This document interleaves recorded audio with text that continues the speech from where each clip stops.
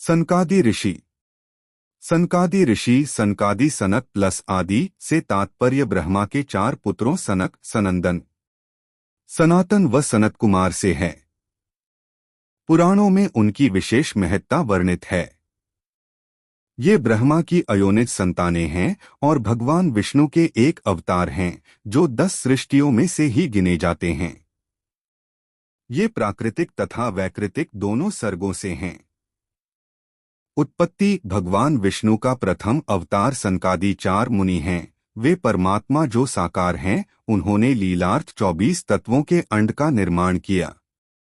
उस अंड से ही वे परमात्मा साकार रूप में बाहर निकले।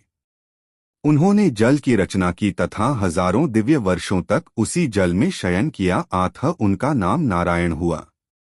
आपो नरा इति प्रोक्ता आपो वै नरसूनवः अयन तस्यता पूर्वं तेन नारायणः स्मृतः। ब्रह्मा जी भगवान की स्तुति करते हैं।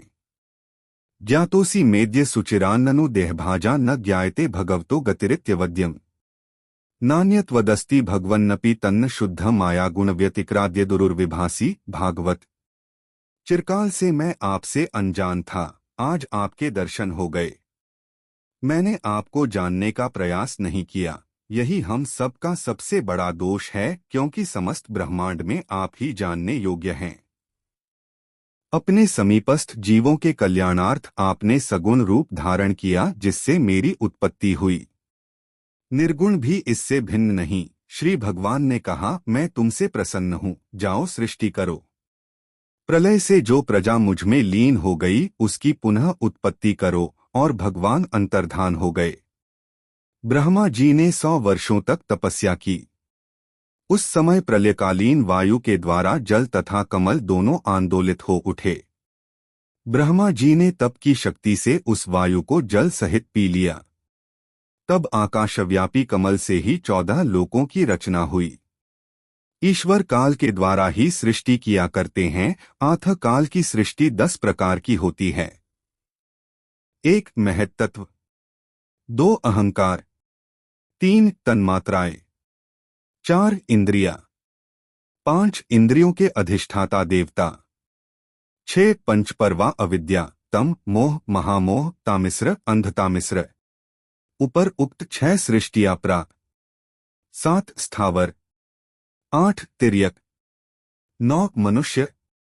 ये वैकृतिक सर्ग कहलाती है। 10 दशम सृष्टि सनकादि।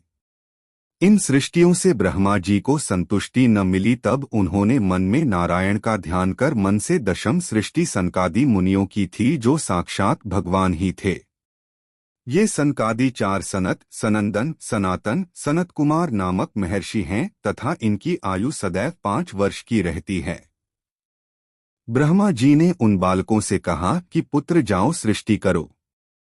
सनकादि मुनियों ने ब्रह्मा जी से कहा, पिताश्री क्षमा करें, हमारे हेतु यह माया तो अप्रत्यक्ष है। हम भगवान की उपासना से बड़ा किसी वस्तु को नहीं मानते, अतः हम जाकर उन्हीं की भक्ति करेंगे। और सनकादि मुनि वहां से चल पड़े। वे वहीं जाया करते हैं जहां परमात्मा का भजन होता है। नारद जी को इन्होंने भागवत सुनाया था तथा ये स्वयं भगवान शेष से भागवत श्रवण किए थे। ये जितने छोटे दिखते हैं, उतनी ही विद्याकंज हैं। ये चारों वेदों के ही रूप कहे जा सकते हैं। पुराणों अनुसार ब्रह्मा जी के मानस पुत्र मन से मारीचि, नेत्र से अत्रि, मुख से अंगिरस, कान से पुलस्त्य, नाभि से पुलह, हाथ से कृतु, त्वचा से भृगु, प्राण से वशिष्ठ, अंगुष्ठ से दक्ष, छाया से कंदर्भ, गोद से नारद, छा से सनक, सनंदन, सनातन, सनत कुमार, शरीर से स्वयंभुव मनु, ध्यान से चित्रगुप्त आदि। आओ जानते हैं ऋषि सनक, सनंदन, सनातन, संत कुमार के बारे में संक्षिप्त में जानकारी। ब्रह्मा की उत्पत्ति जल में उत्पन्न कमल पर हुई। उन्होंने कमल के डंठल के अंदर उतरकर उसका मूल जानने का प्रयास किया, लेकिन नहीं जान पाए। तब वह पुन कमल आकर कमल पर विराजमान होकर सोचने लगे कि मैं कहाँ से और कैसे उत्पन्न हुआ। तभी एक शब्द सुनाई दिया, तपस तपस। तब ब्रह्मा ने 100 वर्षों तक वहीं आंख बंद कर तपस्या की। फिर ब्रह्मा को भगवान विष्णु की प्रेरणा से सृष्टि रचना का आदेश मिला। उन्होंने तब सर्वप्रथम 4 पुत्रों की उत्पत्ति की, सनक, सनंदन, सनातन और सनत कुमार। ब्रह्मा ने इन्हें सृष्टि रचना की आदेश दिया, परंतु ये चारों भी सृष्टि रचना छोड़कर तपस्या में लीन हो गए। अपने पुत्रों की इस हरकत से जब ब्रह्मा क्रोधित हुए तो उनकी भौहों से एक बालक का जन्म हुआ। यह बालक रोने लगा तो इसका नाम रुद्र रख दिया गया। फिर ब्रह्मा ने विष्णु जी की शक्ति से 10 तेजस्वी पुत्रों को जन्म दिया। उनके मुख से पुत्री वाग्देवी की उत्पत्ति हुई। फिर ब्रह्मा ने अपने शरीर के 2 अंश किए, एक अंश से पुरुष रूप मनु और दूसरे से स्त्री रूप शत्रुपा को जन्म दिया। मनु और शत्रुपा की संतानों को रहने के लिए श्रीहरि ने वराह रूप धारण कर धरती का उद्धार किया। धर्म ग्रंथों के अनुसार सृष्टि के आरंभ में लोक पितामह ब्रह्मा ने अनेक लोकों की रचना करने की इच्छा से घोर तपस्या की। उनके तप से प्रसन्न होकर भगवान विष्णु ने तप अर्थ वाले सन नाम से युक्त होकर सनक, सनंदन, सनातन और सनत कुमार नाम के 4 मुनियों के रूप में अवतार लिया।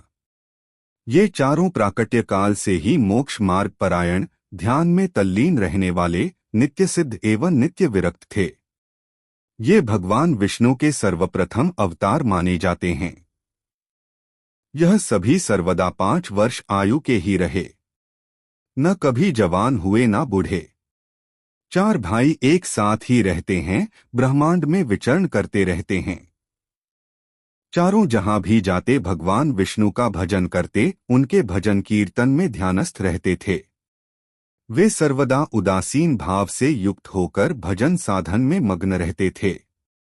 इन्हीं चारों कुमारों से उदासीन भक्ति, ज्ञान तथा विवेक का मार्ग शुरू हुआ, जो आज तक उदासीन अखाड़ा के नाम जाना जाता है।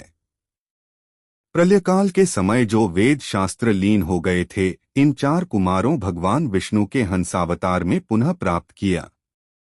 सनकादि ऋषियों ने अपना प्रथम उपदेश नारद जी को दिया था। पुराणों में इन चारों कुमारों के श्राप और वरदान देने के कई किस्से और कहानियां हैं।